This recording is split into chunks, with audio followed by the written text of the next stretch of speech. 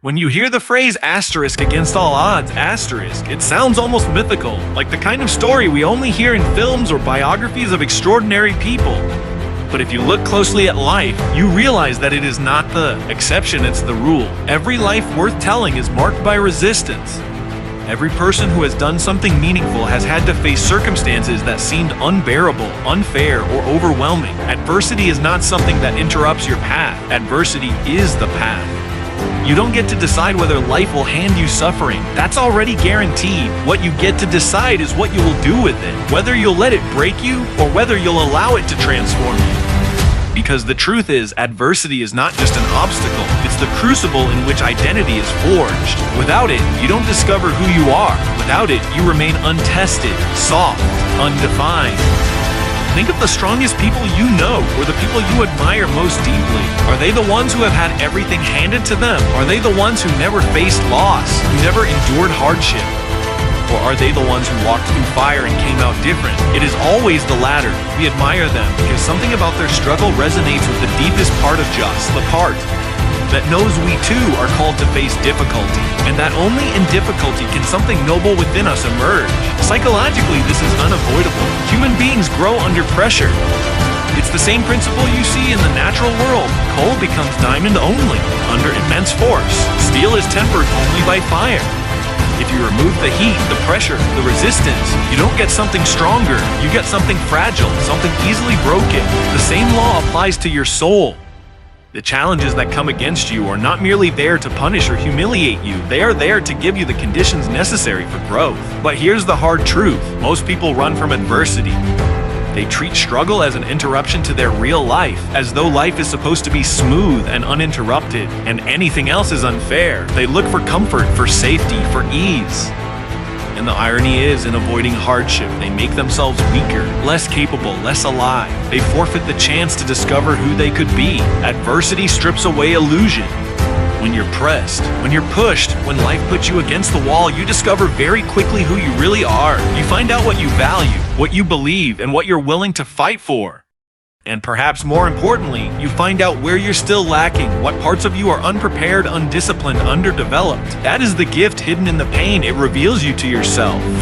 It forces you to confront the uncomfortable truth of your limitations, and it dares you to grow beyond them. This is why hardship is inseparable from greatness. It's why every story of triumph worth telling begins in the shadows. Nelson Mandela spent 27 years in prison before he emerged to lead a nation. Viktor Frankl endured the horrors of a concentration camp before he could write Man's Search for Meaning *. These are extreme examples, but the principle applies to us all. Your prison might not have bars, your camp might not have guards, but you too have circumstances that confine and threaten to diminish you.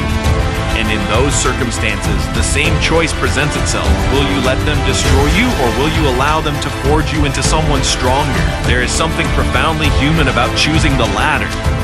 Because to rise against all odds is not just to achieve something external, it is to claim ownership of your own soul.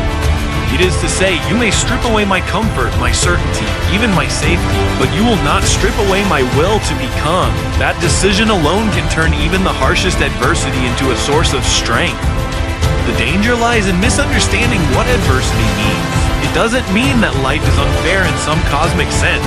It doesn't mean you are cursed. It means you are alive. To live is to be tested. To live is to face resistance. When you stop seeing adversity as an interruption and start seeing it as the arena where you're shaped, something remarkable happens. You stop running. You stop hiding. You start standing even when it hurts, even when you don't know the outcome. And maybe that's the deepest truth of all. When you stand against the odds, you realize the odds were never the enemy. They were the teacher. They were the fire you had to walk through to become yourself. So if you find yourself right now in the middle of something unbearable, if you feel pressed, cornered, overwhelmed, don't mistake that for failure. Recognize it for what it is, the crucible.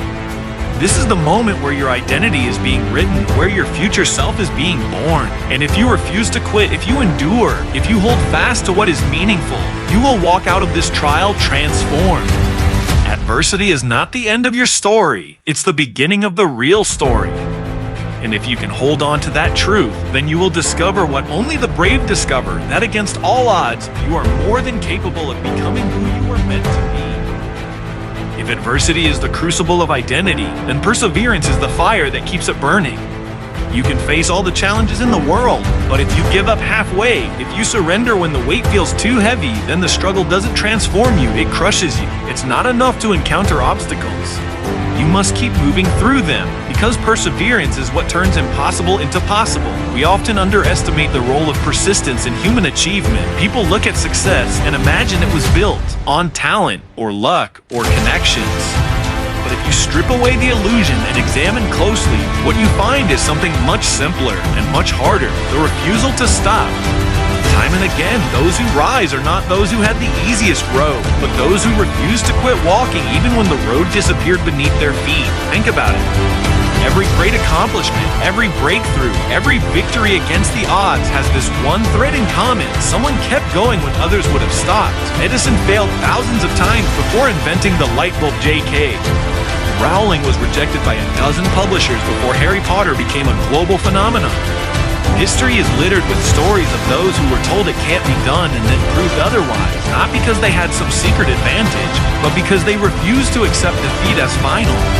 Psychologically, perseverance is essential because the human mind is wired to crave immediate results. When we don't see progress quickly, we feel discouraged, and the temptation to give up becomes overwhelming. But real transformation doesn't work on our timetable. Growth is slow, mastery is painstaking. The harvest always comes later than the planting, and perseverance is the bridge between the two. Without it, the seed dies in the ground. This is why perseverance is not just a practical necessity, and it's a moral one. To quit when things get hard is to betray the future version of yourself who is waiting to be born. It's to abandon the possibilities that only exist on the other side of effort, and that betrayal has consequences. It corrodes your spirit, it robs you of confidence, it makes you smaller in your own eyes. You start to believe that you are the kind of person who cannot endure. And once that belief sets in, it becomes a self-fulfilling prophecy. But the opposite is also true. Every time you persevere, even in something small, you carve into your identity the belief that you are someone who can endure. You prove to yourself that difficulty does not define you, that setbacks are not permanent, that obstacles are not the end of the road. That knowledge is transformative. It changes how you walk through the world, because you stop being afraid of the impossible. You know, deep down, that impossibility is often just possibility waiting for someone stubborn enough to keep going.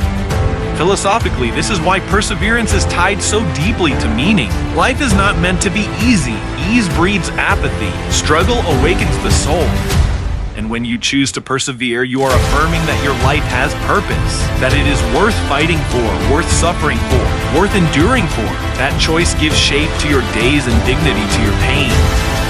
Without perseverance, pain is meaningless. With perseverance, pain becomes the very proof of your commitment to what matters most. Of course, there will be moments when continuing feels impossible. You'll be exhausted, disheartened, even broken. That's inevitable. But here's the secret. Perseverance doesn't mean never faltering. It doesn't mean you never stumble, never doubt, never feel despair. It means that no matter how many times you fall, you find a way to rise again. It means you carry on, even if you can only take one small step forward. And in the end, that's all progress really is, an accumulation of small steps that, taken long enough, cross mountains. Think about your own life. Where have you stopped? Where have you let difficulty convince you that something wasn't possible? And what would happen if you returned, if you refused to let that story be the final word? What if, instead of surrendering, you decided that this time you would keep going, no matter how slow, no matter how hard? The odds may still be against you. But history and psychology and philosophy all testify to the same truth. The odds are never final. If you refuse to stop against all odds, doesn't mean you win easily. It means you win because you don't stop. And that is something every one of us can do, no matter where we start, no matter what stands in our way. So if there's one lesson to hold on to, let it be this: the impossible is only waiting for perseverance. Refuse to quit, and you will find that the walls that once blocked your path will crumble. The doors that once were closed will open, and the person you doubted you could ever become will finally step forward. Perseverance is the difference between despair and triumph, between wasted potential and a life fulfilled, and the choice to persevere is always yours. So when the odds are stacked against you, remember this: the odds are not stronger than your will. Keep going, keep standing, keep moving forward, because in the end, against all odds, the one who endures is.